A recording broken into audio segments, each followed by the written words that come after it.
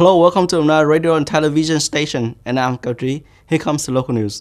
Yesterday, Deputy Prime Minister Lê Văn Thành inspected production and epidemic prevention situation at Fujitsu Computer Products Limited Company in Biên Hòa 2 Industrial Park. Fujitsu Vietnam has more than 1,000 workers.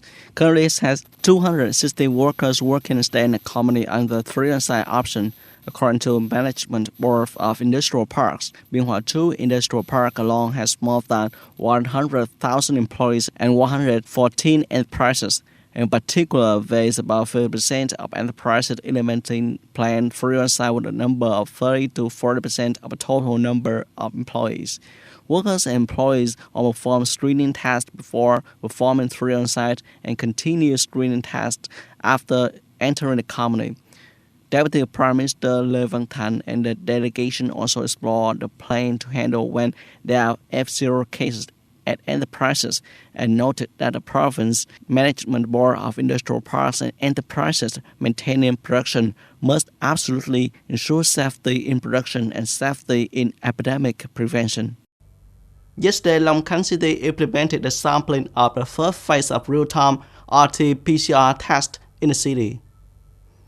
In this phase, the city collected over 10,000 samples in 4 orange and 12 red zones, in which sampling the whole population for PCR testing in the red zone, screening cases, tracing close contacts, gradually lifting the placate, and reducing the level of social distances in high-risk areas. 1 person per household will be sampled. 5 samples will be combined and PCR testing will be performed. This is the last round of testing according to the large-scale testing plan in August, striving to control the epidemic before September 1st. At this time, the women's union at all levels have been organizing many practical activities to work together to fight the epidemic. The Women's Union of Long Khánh is one of them. This kitchen has been always operating. This is the place where about 1 Commune Women's Union cooks for the forces on duty, officials and employees of the Commune Health Station. Every day, 5 or 6 women cook for more than 100 meals to serve the local epidemic frontline.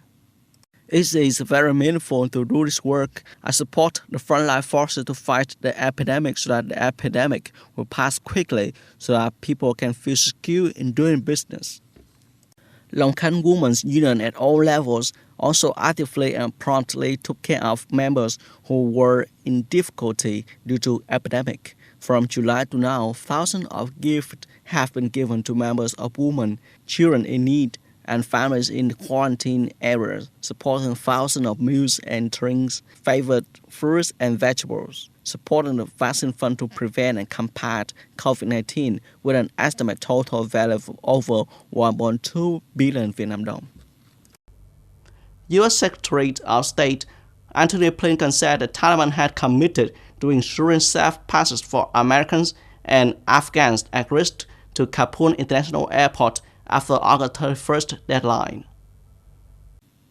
Blinken told Rally News Conference the Taliban have made public and private commitments to provide safe passage for Americans, third country citizens, and Afghans at risk after August 31st. According to Blinken, the U.S. state doesn't have a deadline to assist its nationals and their Afghan allies seeking to leave the Southwestern Asian country after August 31st. He said up to 1,500 U.S. citizens still need to be evacuated from Afghanistan, adding that the U.S. will use all diplomatic and economic tools to ensure U.S. citizens and their Afghan allies can leave the country after the August 31st deadline. The U.S. Embassy in Kabul on Tuesday advised U.S. citizens not to travel to Hamid Karzai International Airport at this time. The security alert posted on the U.S. Embassy website in Kabul did not specify why the one was issued.